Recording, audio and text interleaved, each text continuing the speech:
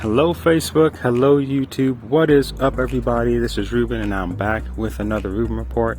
Today we are going to be doing our post long trip sort of review and analysis. We're going to look over the bikes, see how the bike has been doing, especially after riding a couple days ago now, riding over 700 miles or about 700 miles. I think it was 691 miles altogether for my big trip to and from Los Angeles. And I wanted to go ahead and take a look at where the valves are at. We're also going to be giving the chain some attention, looking over all different types of stuff, where certain bolts are, see where my tire pressure is at, just everything that you would generally do after taking such a long trip like that. But most eagerly, I wanted to get a chance to take a look at the valves to see where they're at. And I will show you guys, before we start, we're going to look at the mileage as usual. So, alright, so here is our mileage. We are at 6,937.9 miles. Pretty much the same mileage that I had at the end of my part 2 trip video. So the bike's been sitting for a couple of days. I've been just taking a break, working on other different, working on other different projects. But I had some time today, brought it out, and we're going to go ahead and take a look at these valves, and because I am eager to see whether or not my experiment was effective. So first things first, so far with my valve recession journey, at least on this new engine, okay, or the second head, so far every time that valve recession has occurred, it's always been with the exhaust valves, okay, so far. So what we're going to do is we're going to go ahead and look at both, but if the intake valves haven't moved again, I actually want to try doing something else. I have another experiment that I would like to conduct, but we'll go ahead and look at where the valves are at first, and we're going to go ahead and start with the intake valves. So this is our experimental feeler gauge. So let's go ahead and see where they are at. Oh, whoops, sorry about that.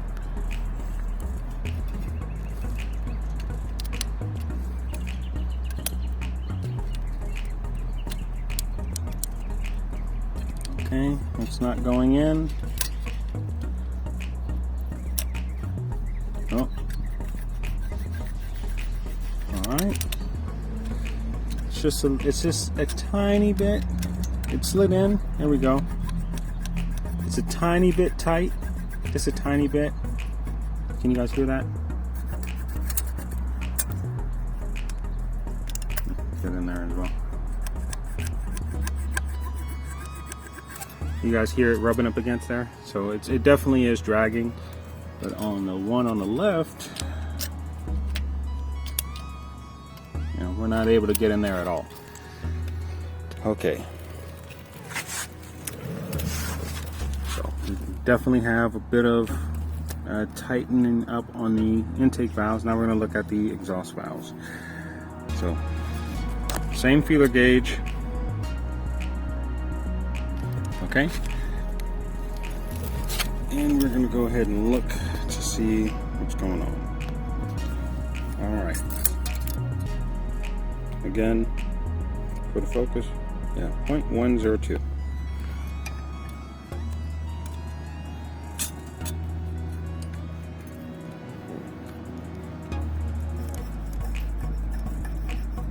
Okay, this one's snagging a bit as well, but that's all right. And snagging a bit as well. All right. So far what that tells me is we're having consistent results with this experiment, that with, at least for the exhaust valves, opening them up to where this shim slides in and out like a slip and slide, in both instances riding over 300 miles in a day, we've only seen a tiny bit of recession, tiny bit, which is great. So it's working. This experimental adjustment, making it a bit larger, is definitely extending my valve clearance durability, because we are still well within, or a bit above actually, the actual spec of which this bike should be at, which is at 0.06 to 0.08. So it's working. What I'm going to do, or what I wanted to do actually, because the intake valves are actually a bit surprising, especially that left one. If you guys saw within my video riding back home, I was taking note of all of my MPG performance. So pretty much consistently throughout the trip, riding to LA and back, I was averaging a little over 50 mpg the whole way, but on the way riding back, it was only the last 2 gas stops where I started to get over or under 50 mpg. I believe it was 44.8 for the third or second stop, yeah, the third stop, and then I got 43.3 for the absolute last stop. So I think that it's valid. Yes, the valves were tightening up and have been tightened, the intake valves this time. So what I'm going to do is I'm going to set the valves back to my experimental gap. And now we're going to go through the real test, or the test that I actually care about, is how long this will actually last while riding on my daily commute route. So this is 60 miles a day, riding at 55 miles an hour GPS. And hopefully we get to see some really interesting results. Okay, I hope I can go well over 1,000 miles. Hopefully, we'll see. I know that riding 60 miles a day is definitely not as intense as riding literally at 8,000 RPMs on the highway for the same amount of mileage, you know, straight. But hopefully we'll get to see some extended durability there, and if we do, I'll be a very happy camper. That way, as if I only have to give the valves attention, you know, every month instead of every week, that would be a whole lot better. All right, and I'm gonna go ahead and adjust these, and then we'll get to start looking at other things like the oil, the chain, just the general other stuff that I also wanted to include in this video. This might be a 2-part video just because I probably won't be able to get to everything, so we might revisit this tomorrow, and I'll make another video when that is done. All right, after a bit of fine-tuning, we are back in business. Here are my intake valves. Again, this is, it's on here, hold on. Focus please. There we go, 1.102, okay.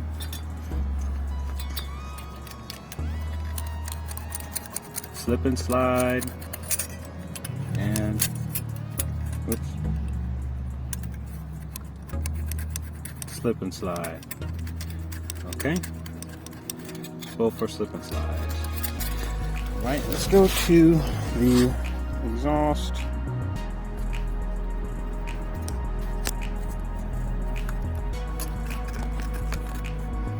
All right.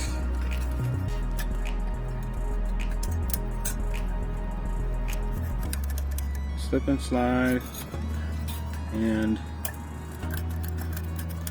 slip and slide. Perfect.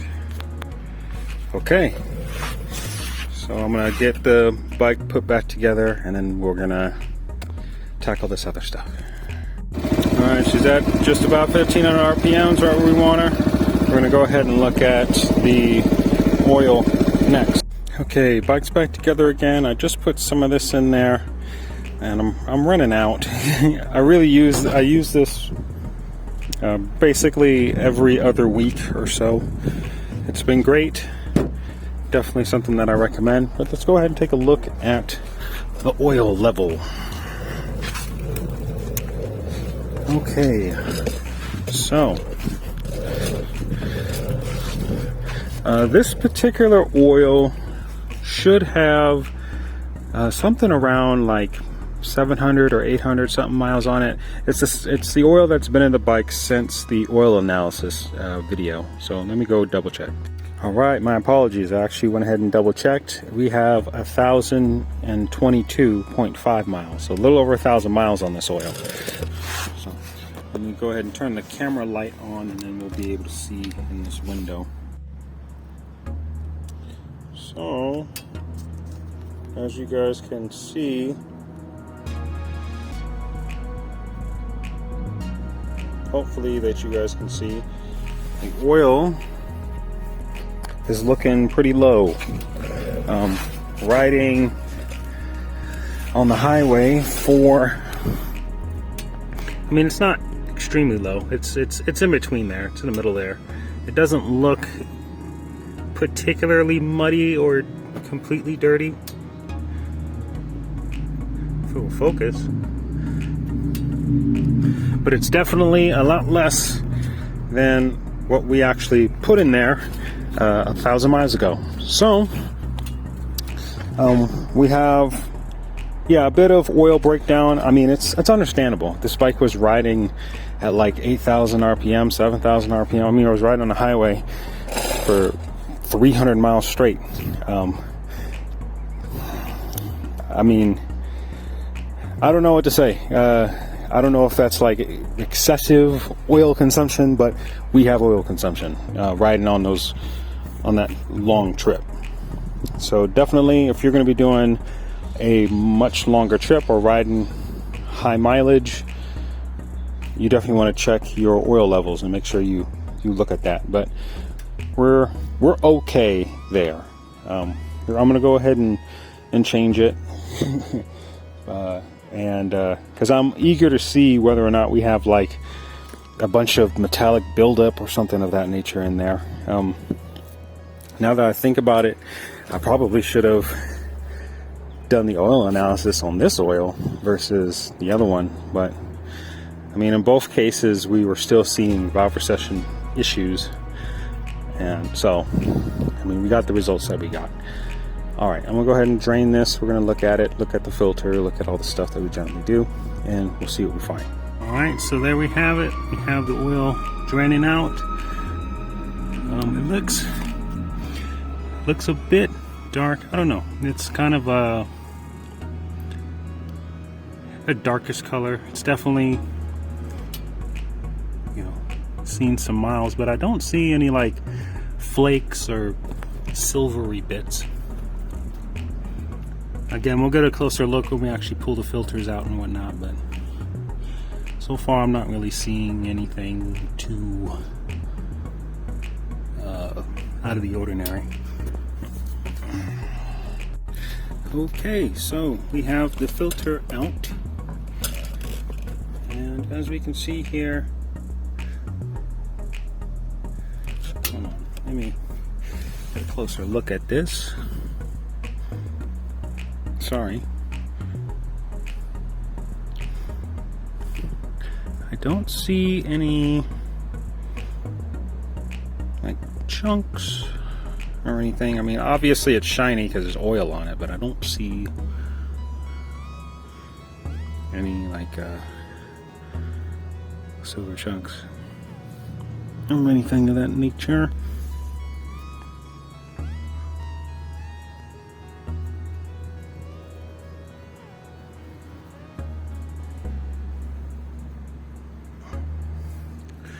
I actually think it looks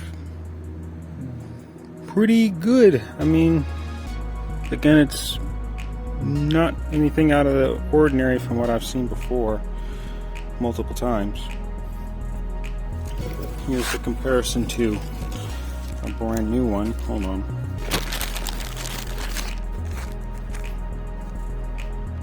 It's really not even that far off. But, you know, again, this oil only has 1,000 miles on it, you know. Alright, now let's look at the screen. See what we find here. Focus, please. Okay.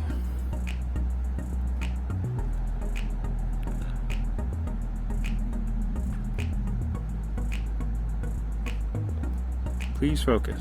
All right.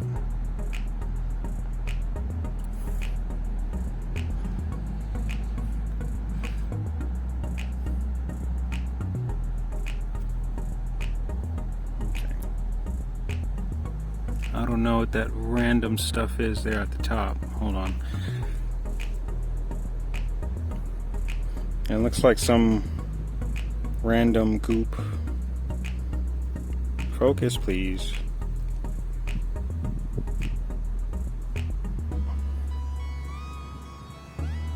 Alright, let me get a paper towel and let me get that off. Alright, so I cleaned off the screen and here's a closer look at what was actually on there. It looks like it's kind of like some shredded black plastic from the screen itself. It's not metal pieces, it's... Again, come on, focus please. And they're like shredded up black pieces of plastic. And then the other stuff is like some, I don't know, some brown, looks like some wood piece or something. Some random stuff. Maybe it got past the air filter, I don't know. But anyway, that's the right side screen and the oil filter. Let's go ahead and look at the left side. Alright, so here we have the left side screen. Okay. Once again, please focus. Not really seeing anything.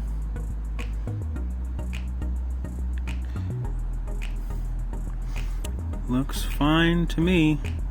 I'm just gonna get this cleaned off and I'm gonna get it put back in. And it looks like it looks like the bike ran pretty well. You know, despite riding for pretty hard for almost 700 miles. All right, so we'll get this button back up, cleaned up, and filled her back up with oil.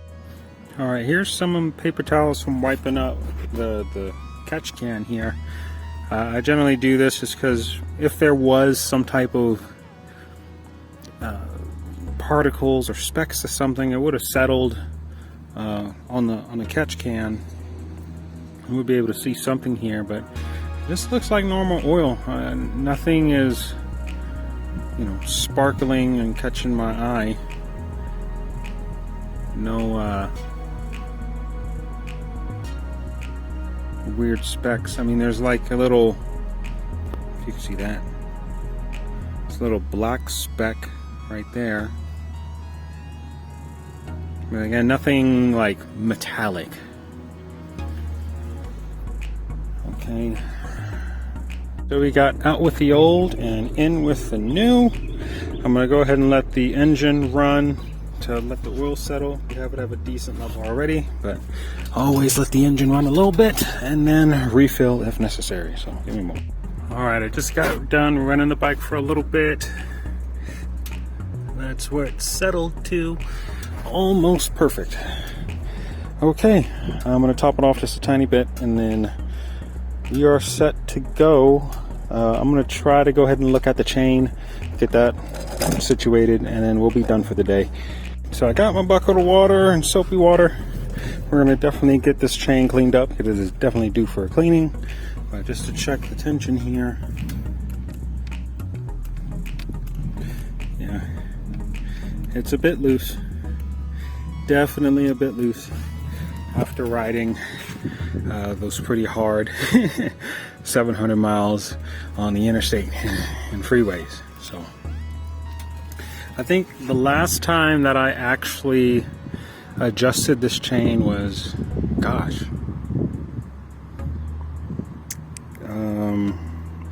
I think it was like my 5,000 mile maintenance, maybe. I have to go back and check, but yeah. Ever since I installed this chain over 5,000 miles ago, it's been rock solid. I've only had to adjust it once beforehand, so this will be my second time having to adjust it, and I'm really impressed with the durability of this chain. Obviously, I take really good care of it. You guys have seen me countless times, you know, cleaning it and, you know, doing the proper maintenance on it. So, you know, buy yourself a really good quality chain, take care of it. It's going to last you for a while. That's one really big tip I want to give to you guys. All right, guys, we are finally finishing up with everything here. I'm just going to let the chain wax sit for a little while we talk about certain things. I already gave the bike a wash down, so all the bug splatters and all that stuff is off. It's looking nice and fresh again. Yeah, getting everything cleaned up here. Last thing, let me go ahead and give you guys a screenshot of what the tire pressures are looking at.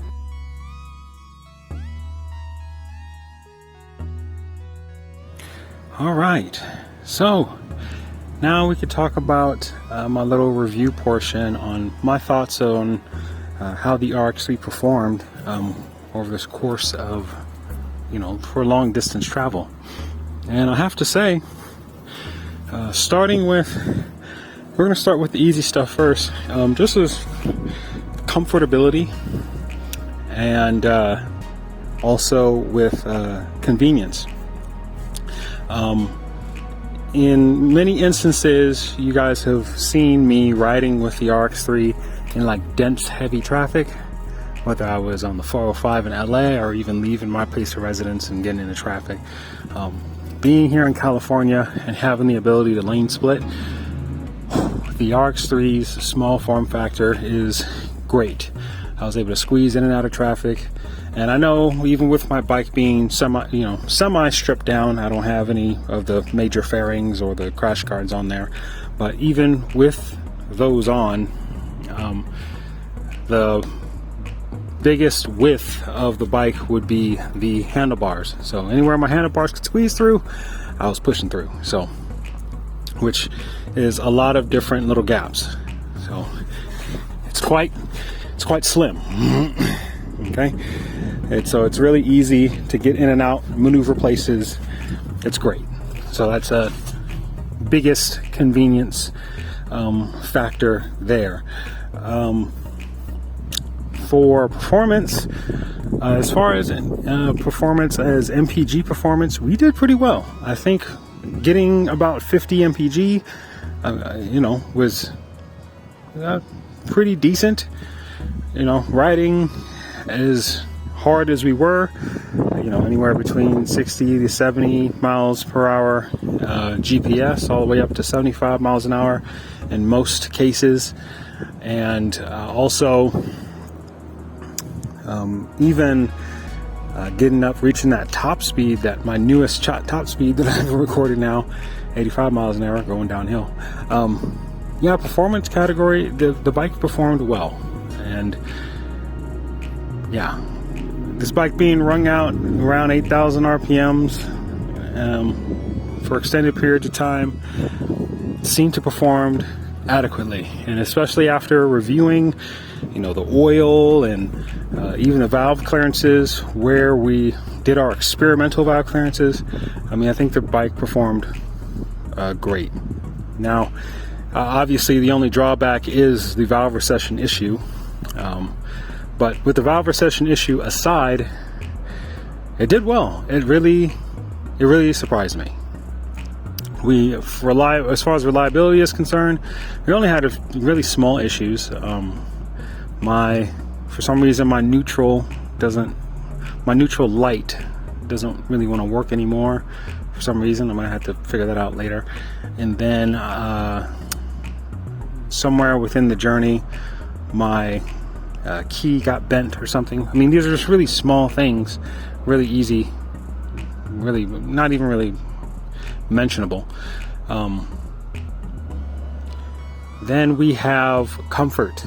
Okay, now comfort, well, to each their own. I mean, there's definitely things that you can do to make riding a lot more comfortable, but coming from me, a guy being 6'5", I'm a really tall guy riding on this bike, and had I done this all over again, I definitely wouldn't have brought, my hiking backpack.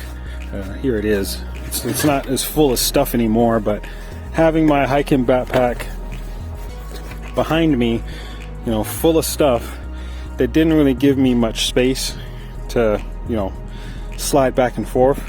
And when you're riding on the highway for hours and hours on end, especially being a really tall guy, my legs got kind of cramped up, being more up against the tank. And so I was constantly finding myself like stretching my legs all the way out on the highway, almost touching the asphalt, rushing underneath me and trying to push back as far as I could. So next time around, or if I ever do it again, I don't know if I will, put more stuff in the boxes instead of putting something behind me, because having that space to slide back and forth and really stretch out is essential. So that's one comfort thing that I would generally say would need to be changed. Also the seat, which this is an easy remedy.